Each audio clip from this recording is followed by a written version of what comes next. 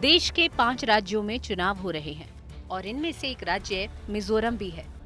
North east का ये छोटा सा राज्य भले ही राजनीतिक रूप से बड़ी भूमिका नहीं रखता हो, लेकिन इसके बाद भी इस राज्य से जुड़ी एक बेहद दिलचस्प और अनोखी बात है जो इसे देश के अन्य राज्यों से अलग बनाता है। वो बात है यहाँ की चर्च की राजनीति। जी हाँ, आपने सही सुना। दरअसल ईसाई बहुल मिजोरम में चर्च एक अलग किस्म की भूमिका में है। राज्य में पूरा जनजीवन ही चर्च के इर्द गिर्द सिमटा है और राजनीति भी इसका अपवाद नहीं है।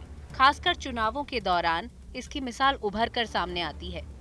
धर्म और राजनीति का सटीक मेल देखने के लिए मिजोरम से बेहतर कोई और जगह नहीं हो सकती। राजधानी आइजोल की सड़कों पर रविवार को होने वाली प्रार्थना सभाओं में जितनी भीड़ उमड़ती है, उतनी किसी चुनावी रैली में भी कल्पना नहीं की जा सकती। पैसों और बाहुबल के सहारे चुनाव लड़ना देश के बाकी राज्यों में जहां जीत की गारंटी है, वहीं यहां ये उम्मीदवारों की हार की वजह बन सकता है। वास्तव में मिजोरम में चर्च ही चुनाव के नियम तय करता है। मिजोरम में शोर मचाना मना है। यहाँ डोर टू डोर कैंपेन की मनाही है। साथ ही रैली, ढोल, डीजे आदि के साथ भी कोई प्रचार नहीं कर सकता। अगर नेताओं ने ऐसा किया तो वोट मिलना भी मुश्किल है। वास्तव में पंजाब चुनाव में जैसे डेरे असर डालते हैं, मिजोरम में भी चर्च का वही रोल है। राज्य का सबसे ताकतवर चर्च मिजोरम प्रेस्बाइटेरियन चर्च है और इसी से राज्य के सीएम जोरामथंगा भी जुड़े हैं। चर्च के अलावा यहाँ मिजोरम पीपुल्स फोरम यानी एमपीएफ भी बड़ी ताकत है। एमपीएफ इतना ताकतवर है कि उसके कहे मुताबिक ही सब तय होता है। चुनाव प्रचार से वोटिंग तक चर्च और एमपीएफ एक्टिव रहते हैं। ये तो रही मिजोरम की चर्च आधारित राजनीति की बात। अब यहाँ की राजनीति के बारे में आपको बताते हैं। मिजोरम में पुरुषों की तुलना में 21,000 से अधिक महिला मतदाता हैं, लेकिन 90% से अधिक साक्षरता वाले इस छोटे से पहाड़ी राज्य की वर्तमान विधानसभा में एक भी महिला विधायक नहीं है। दरअसल मिजोरम में पुरुष प्रधान समाज है। 1987 में मिजोरम को राज्य का दर्जा मिलने के बाद से केवल 4 महिलाएं विधानसभा के लिए चुनी गई हैं। 7 नवंबर को होने वाले विधानसभा चुनाव में लड़ने वाले 174 उम्मीदवारों में से केवल 18 महिलाएं हैं।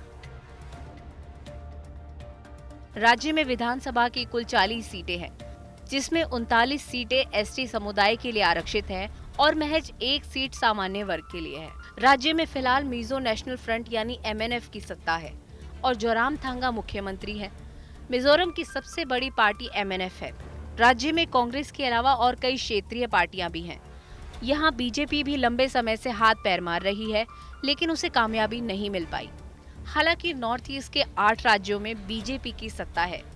मिजोरम में फिलहाल बीजेपी का एक विधायक है। वहीं इस बार बीजेपी ने दावा किया है कि मिजोरम में पार्टी के शानदार प्रदर्शन की बात केंद्रीय मंत्री किरण रिजिजू ने की। उन्होंने क्या कुछ कहा, आप भी सुनिए। And today we will be analyzing the situation and then prepare for the polling day. I can say one thing, this election in Mizoram 2023 is going to be the most defining state assembly election ever, because for the first time BJP is playing a major role in the election. Earlier BJP used to be a very peripheral kind of a party, just fighting to win in 1 or 2 seats. But in this election, we are a major force because we are going to win many seats in different pockets of the states. Because people have started having faith on BJP. The leadership of Modi ji has inspired the people of Mizoram. Mizoram की राजधानी आइजोल देश का no Hawking policy वाला शहर है। यहाँ गाड़ी चलाते समय कोई बेवजह हॉर्न नहीं बजाता। कुछ समय पहले कांग्रेस लीडर राहुल गांधी चुनाव प्रचार के लिए मिजोरम की राजधानी आइजोल में थे। स्कूटी पर बैठे और सड़कों पर निकल गए।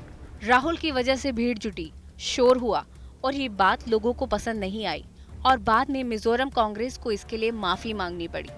यहाँ चुनावी माहौल देश के दूसरे हिस्सों से अलग होता है। तो कैसी लगी आपको ये जानकारी? हम उम्मीद करते हैं कि आपको पसंद आई होगी।